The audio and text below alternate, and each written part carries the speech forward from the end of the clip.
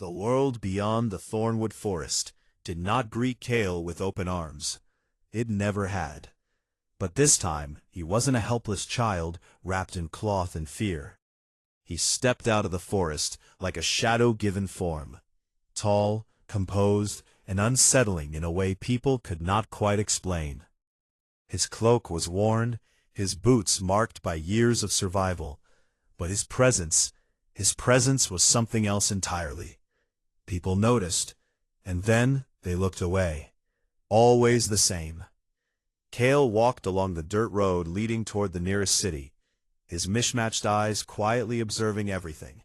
The merchants passing by, the guards stationed at checkpoints, the peasants bowing instinctively to nobles. Hierarchy, power, control. He understood it instantly.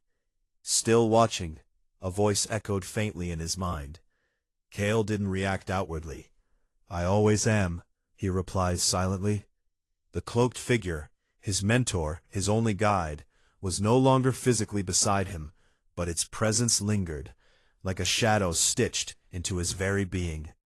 "Then tell me," the voice murmured, "what do you see?" Kael's gaze shifted to a passing caravan, lavish, heavily guarded, adorned with silver crests. "Wealth, moving under protection," he said, "which means fear." "Fear of what?" "Loss." The voice chuckled softly. "Good. You're beginning to understand."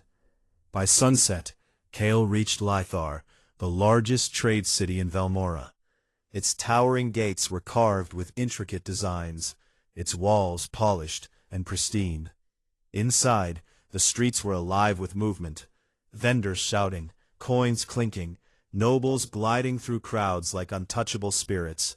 And everywhere, beauty, perfect faces, refined appearances. Kael stepped inside. The contrast was immediate. Conversations faltered. Eyes lingered a second too long. Discomfort spread like a ripple in water. A woman pulled her child closer as he passed. Two merchants whispered behind their hands. "Disgusting. Must be cursed." Kael kept walking.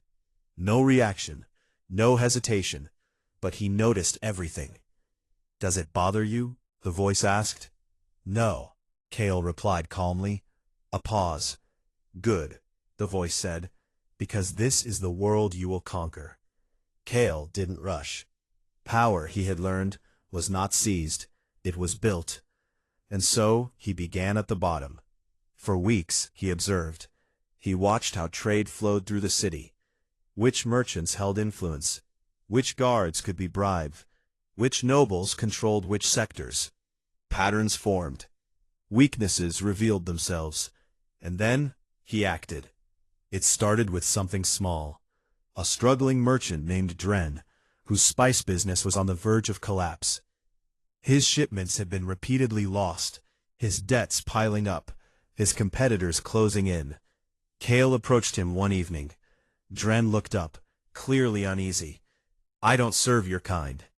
Kael tilted his head slightly. "Your kind doesn't have coin to refuse help." Dren frowned. "What do you want?" "To help you." A bitter laugh. "And why would you do that?" Kael placed a small pouch of coins on the table. "Because your failure benefits someone else," he said. "And I want to know who." Dren hesitated. Suspicion warred with desperation. Desperation won. Within days, Kael uncovered the truth. Dren wasn't failing by chance. He was being crushed. A larger merchant house, House Rethan, had been sabotaging his shipments, bribing port officials, spreading rumors to destroy his reputation. Standard practice. Efficient, ruthless, predictable. Kael smiled faintly. "Now," the voice whispered, "what will you do?" "Not fight them," Kael replied. "Then, I'll make them fight themselves." The collapse of House Rethan. It began with a rumor, a quiet whisper placed in the right ears, that House Rethan was diluting its spices with inferior goods. Then came forged records, subtly planted, suggesting financial inconsistencies. Next, Kael bribed a single inspector, not to accuse, but to question. That was enough. Doubts spread, clients hesitated, partners grew cautious. And then Kael delivered the final strike. A shipment, Rethan's largest of the season, was intercepted and replaced. Not stolen, replaced. When it arrived at its destination, the contents were worthless, rotten, useless. The backlash was immediate. Contracts were broken, deals collapsed, accusations flew, and within weeks, House Rethan fell, not destroyed, but weakened, crippled, vulnerable. Kael stepped into the gap, quietly, efficiently. He bought what others abandoned, invested where others withdrew, supported merchants like Dren, building loyalty instead of fear. And just like that, he became part of the system. A name begins to rise. Months passed. Kael was no longer invisible. People began to speak of him, not openly, but in cautious tones. The outsider, the one who ruined Rethan. No one knows where he came from. His appearance still unsettled them. But now, they feared him more than they judged him. And in Velmora, fear was far more powerful than beauty. The first glimpse of Vaelor. One evening, Kael stood on a balcony overlooking the city. In the distance, rising above all others, was a structure of impossible elegance. White marble, golden spires, a symbol of perfection, of power, of everything that had rejected him. Kael's gaze lingered. "They're close," the voice whispered. "Yes," Kael said quietly. "Do you hate them?" A pause. Kael's expression didn't change. "No." The voice was silent for a moment. "Then what do you feel?" Kael's eyes hardened slightly. "Nothing." Another pause. "Good," the voice said softly. "Hatred clouds judgment." Kael turned away from the balcony. "They built their empire on control," he said, "and I will take that control away." The mask. To rise further, Kael understood one thing. He needed a mask. Not to hide his face, but to redefine it. He began crafting a new identity, not as a noble, not yet, but as something rarer. An enigma, a strategist, a man whose presence meant change. He stopped avoiding attention.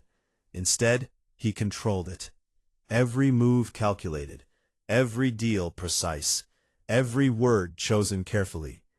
And slowly the whispers changed, from fear to intrigue. The invitation. It came unexpectedly. A sealed letter marked with a golden crest. Kael opened it without hesitation. Inside, a single line was written. "Your rise has not gone unnoticed." Below it, a symbol, one he recognized instantly. House Vaelor. For the first time in years, Kael's hand paused. "They see you," the voice said. "Yes. And now," he said, "they invite me inside."